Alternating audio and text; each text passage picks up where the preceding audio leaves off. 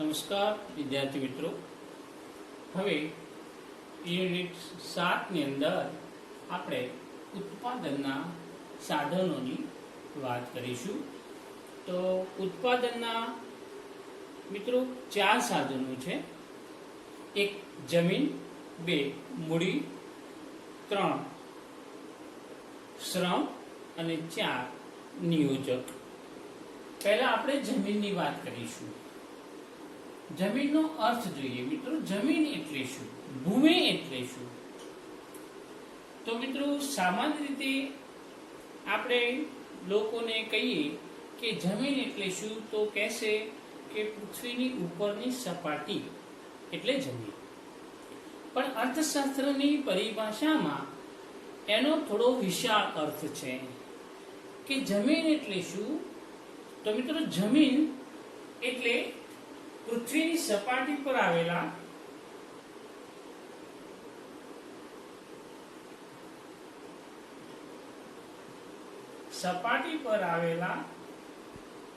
જંગલો, પર્વતો, નદીઓ, સમુદ્રો,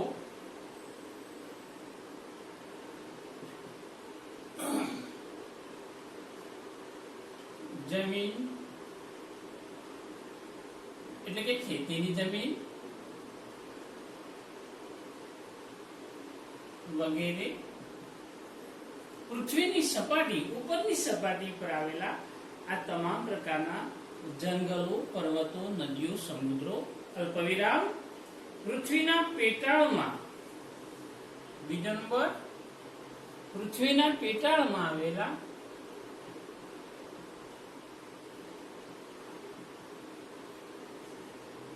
જે કે આવેલી ખનિજ સંપત્તિ, અલ્પવિરામ જળ સંપત્તિ તથા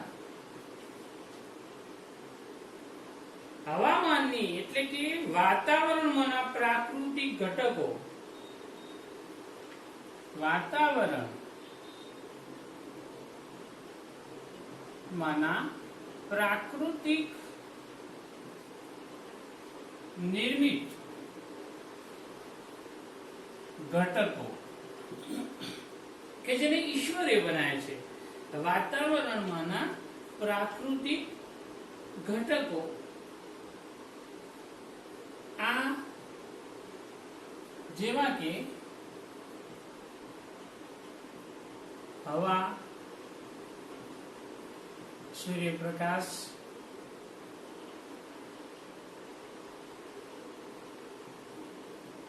પછી વાતાવરણ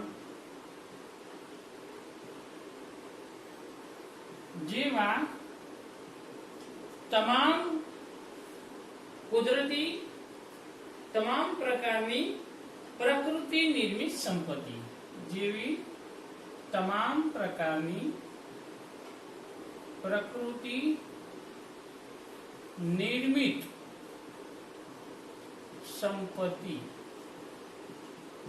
ને જમીન કહેવાય. ટૂંકમાં જમીન એટલે તમામ પ્રકારની કુદરતી સંપત્તિ. મિત્રો આને આપણે જમીન કહીશું. જમીન એટલે તમામ પ્રકારની કુદરતી સંપત્તિ જેમાં પૃથ્વીની પેટાળ પર આવેલા જંગલો, પર્વતો, નદીઓ, સમુદ્રો વગેરે, પૃથ્વીની પેટાળમાં આવેલી ખનિજ સંપત્તિ, જળ સંપત્તિ કે કોઈ પણ સંપત્તિ તથા વાતાવરણમાંના પ્રાકૃતિક નિર્મિત ઘટકો જેવા કે હવા, સૂર્યપ્રકાશ, વાતાવરણ, હવાવરણ, જીવાવરણ, આ તમામ પ્રકારની પ્રાકૃતિક નિર્મિત સંપત્તિને જમીન કહી શકાય. તો મિત્રો આ દ્રષ્ટિએ દરિયો પણ જમીન બની શકે, પર્વતો પણ જમીન બની શકે. અર્થશાસ્ત્રની પરિભાષામાં ખનિજો પણ જમીન કહેવાય, જળ પણ જમીન કહેવાય અને પૃથ્વીની ઉપરની સપાટી કે જેના ઉપર આપણે ખેતી કરીએ છીએ, જેના ઉપર મકાન બાંધીએ છીએ, ફેક્ટરી બનાવીએ છીએ, આ તમામને અર્થશાસ્ત્રની પરિભાષામાં શું કહેવાય છે? જમીન કહેવાય છે.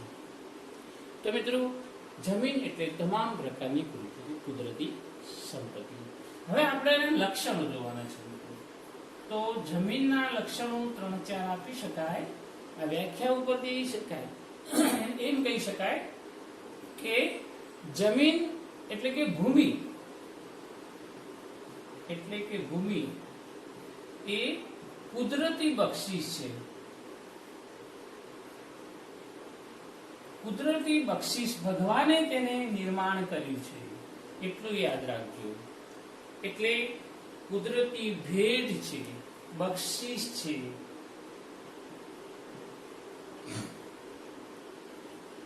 જમીન એ કુદરતી બક્ષિસ છે. તેથી તેનું ઉત્પાદન ખર્ચ કોઈ માનવીને કશું આવતું નથી. જમીનનું ઉત્પાદન ખર્ચ શૂન્ય છે, કશું જ નથી. જમીનના પુરવઠા પર સંપૂર્ણ અંકુશ ક્યારેય મેળવી શકાતો નથી. તેમજ તેનું નિર્માણ પણ કરી શકાતું નથી. તો મિત્રો, જમીન છે એ કુદરતી બક્ષિસ છે, એનું ઉત્પાદન ખર્ચ શૂન્ય છે અને એ માનવ પ્રયાસથી એનો વધારો નહીં થઈ શકે. આ એનું પહેલું લક્ષણ છે. પછી જમીનનું પ્રમાણ સ્થિર પ્રમાણ છે. સ્થિર પ્રમાણ. તો અહીંયા જોઈશું કે જમીનનો પુરવઠો કાયમી ધોરણે સ્થિર છે. માનવ પ્રયાસોથી જમીનના પુરવઠામાં સહેજ પણ વધારો કરી શકાતો નથી. તેથી માનવીએ બુદ્ધિપૂર્વક આયોજન અને ટેકનોલોજી દ્વારા તેનો વિવેકપૂર્વક ઉપયોગ કરવો જોઈએ, કાર્યક્ષમ ઉપયોગ કરવો જોઈએ. માનવી જે કંઈ જંગલો, ખનિજો વગેરેનો ઉપયોગ કરી કુદરતી સંપત્તિમાં ઘટાડો કરી શકે છે, પણ એમાં વધારો કરી શકતો નથી. એટલે લાંબા ગાળે, બીજી વાત એ છે કે લાંબા ગાળે જો આજે જમીનનો એટલે કુદરતી સંપત્તિનો પદ્ધતિસર વિવેકપૂર્વક ટેકનોલોજીનો ઉપયોગ કરીને આપણે વિવેકપૂર્વક ઉપયોગ ના કરીએ તો જમીનમાં ઘટાડો થઈ જાય છે, ખૂટી પણ જાય છે. બીજો નંબર એ છે કે લાંબા ગાળે જમીનમાં ઘણા બધા કુદરતી સંપત્તિમાં આકસ્મિક ફેરફારો પણ આવી શકતા હોય છે. દાખલા તરીકે 100, 200, 1000, 5000 વર્ષ પછી કોઈ પૃથ્વી કે ઉલ્કાપાત કે કોઈ પણ અતિવૃષ્ટિ, અનાવૃષ્ટિ કે ભૂકંપના કારણે કોઈ જળ ત્યાં સ્થળ બની જતું હોય છે, સમથળ જમીન હોય ત્યાં પર્વતો બની જતા હોય છે. એટલે લાંબા ગાળે જમીનની એટલે કે સંપત્તિમાં, જમીનમાં મોટા પાયે ફેરફારો થતા હોય છે. ત્રીજું લક્ષણ છે ગતિશીલતા. મિત્રો, ગતિશીલતા છે એટલે કે જમીન, આમ તો ગતિશીલતા બે પ્રકારની હોય. એક ભૌગોલિક ગતિશીલતા,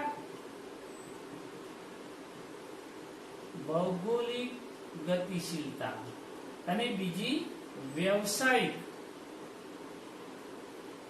ગતિશીલતા.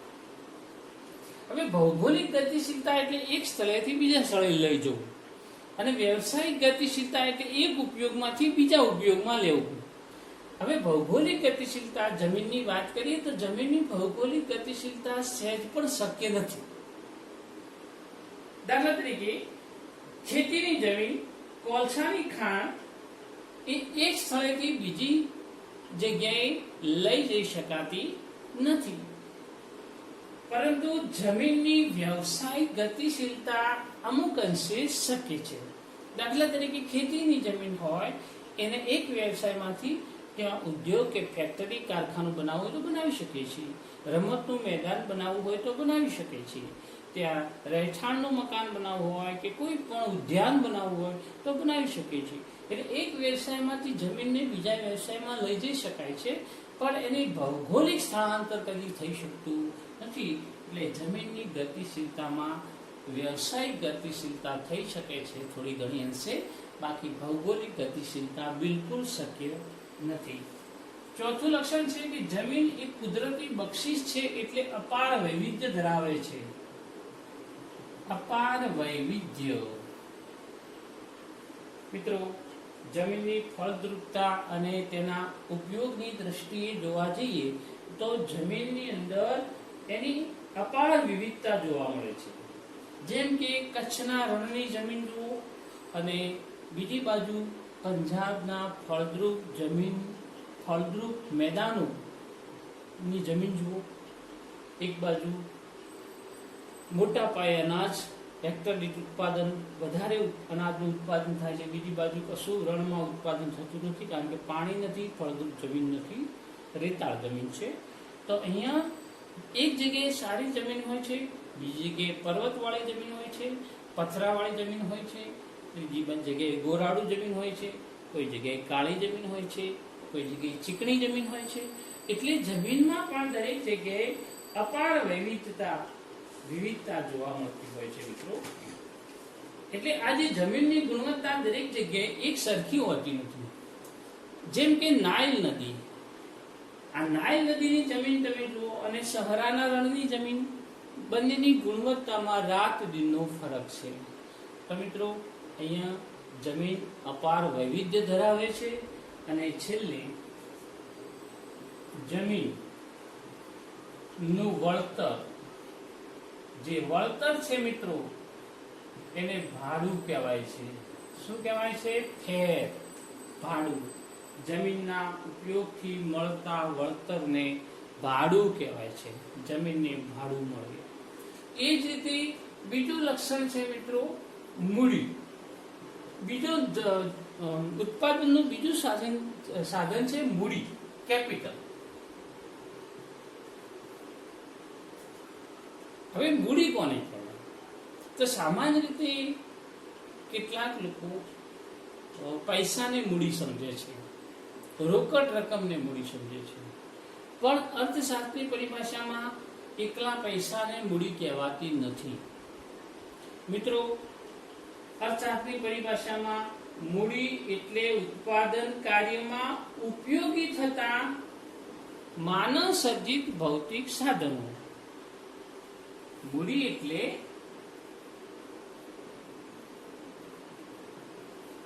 ઉત્પાદન પ્રક્રિયામાં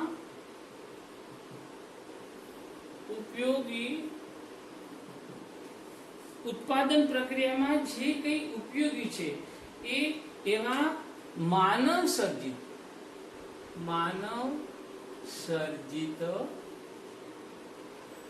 ભૌતિક સાધનો, એને મૂડી કહેવાય મિત્રો. મૂડી એટલે ઉત્પાદન પ્રક્રિયામાં ઉપયોગિતામાં માનવ સર્જિત જે ભૌતિક સાધન છે, ઉત્પાદન કાર્યમાં અથવા ઉત્પાદન કાર્યમાં ઉપયોગિતા ની અંદર અથવા તો ઉત્પાદન કાર્યમાં ઉપયોગી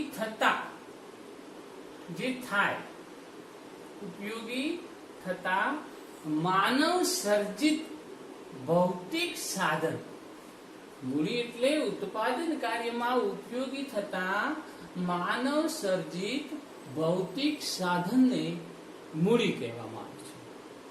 તો મિત્રો, અહીંયા આપણે જોઈએ મૂડી નાણાકીય સ્વરૂપની પણ હોય છે અને સાથે સાથે ઉત્પાદન કાર્ય માટે રોકાયેલ કે ફાળવવામાં આવેલા જે નાણાં છે એને જ મૂડી કહી શકાય. સાથે સાથે કેટલાક યંત્રો ઓજારો જે ઉત્પાદન કાર્યમાં રોકાયેલા હોય છે તેને પણ મૂડી કહેવાય છે. એ જ રીતે દાગીના છે, કિંમતી આભૂષણો છે, રત્નો છે, જમીન, મકાન, પ્લોટો છે, એને પણ અર્થશાસ્ત્રમાં મૂડી કહી શકાય. પરંતુ એ બધા ઉત્પાદન કાર્યમાં રોકાયેલા હોય તો એને મૂડી કહી શકાય. તો આના પણ લક્ષણો છે. તો મિત્રો જુઓ, મૂડીનું પહેલું લક્ષણ છે, એક તો એ માનવ સર્જિત છે, એને માનવીએ બનાવ્યું છે. સમજી લેજો કે માનવ શ્રમ અને કુદરતી સહયોગથી મૂડીનું સર્જન થયું છે. એમાં માનવીનો શ્રમ પણ ભળેલો છે અને કુદરતી સંપત્તિ પણ અંદર જોડાયેલી છે. એ બંને ભેગા કરવાથી એ મૂડી બની છે. એટલે લોકો પોતાની બચત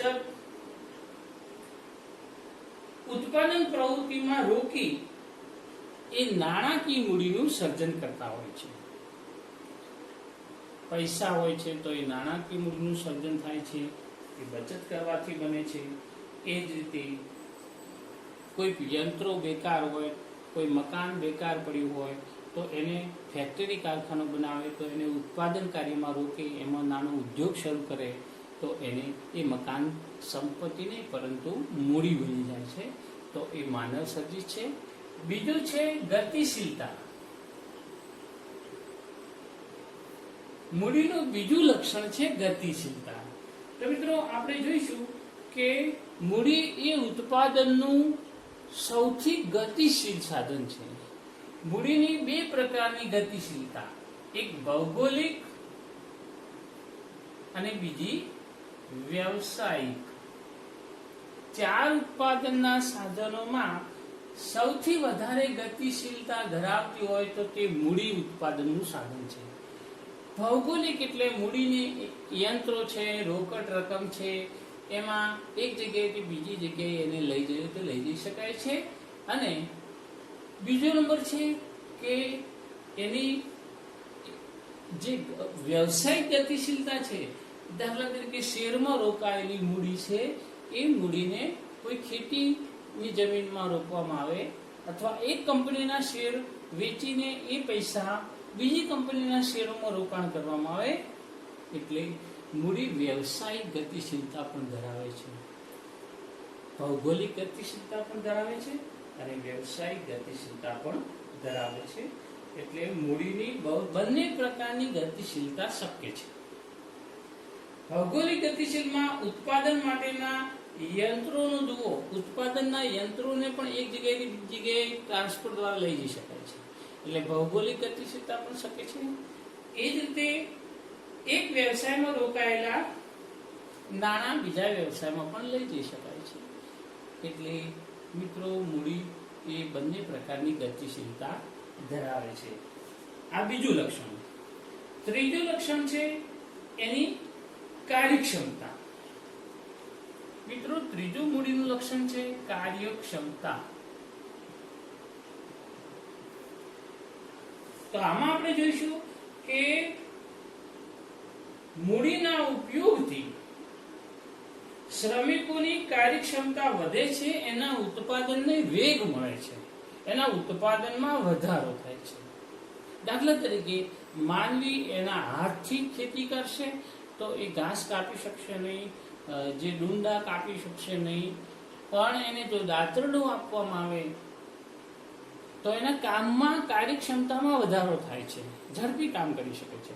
એ જ રીતે બળદથી ખેતી કરવા કે હાથથી ખેતી કરવાની જગ્યાએ ટ્રેક્ટર દ્વારા જો જમીન ખેડવામાં આવે તો એ શ્રમિકની કાર્યક્ષમતામાં વધારો થાય છે. એટલે એ મૂડી કહેવાય, ટ્રેક્ટરને મૂડી કહેવાય, દાતરડું એ મૂડી છે. તો મિત્રો જમીનની અંદર જોવા જઈએ કે મૂડીના ઉપયોગથી શ્રમિકોની કાર્યક્ષમતા વધે છે, એટલે ઉત્પાદનમાં વધારો થાય છે. યંત્રોનો ઉપયોગ વધવાથી શ્રમિકોની ઉત્પાદન શક્તિ પણ વધે છે, કામ કરવાની ઝડપ વધે છે અને શ્રમિકનો બોજો પણ ઘટે છે, કામનું ભારણ ઘટે છે. તો મિત્રો જે મૂડી છે એ એની કાર્યક્ષમતામાં વધારો કરી શકે છે. પછી છેલ્લી વાત છે કે મૂડી જે છે એ મૂડીના વળતર. ચોથું લક્ષણ છે કે મૂડીના વળતરને વ્યાજ કહેવાય છે. જમીનના વળતરને ભાડું કહેવાય, મૂડીના વળતરને ઇન્ટરેસ્ટ વ્યાજ કહેવામાં આવે છે. મિત્રો તો મૂડી આવા 4 લક્ષણો ધરાવે છે. તો હવે ઉત્પાદનના 4 સાધનો પૈકી જમીન અને તેના લક્ષણોની આપણે વાત કરી, મૂડી, એનો અર્થ અને તેના લક્ષણોની વાત કરી. હવે શ્રમ અને નિયોજન એ આપણે આવતા ટોપિકમાં જોઈશું. અસ્તુ.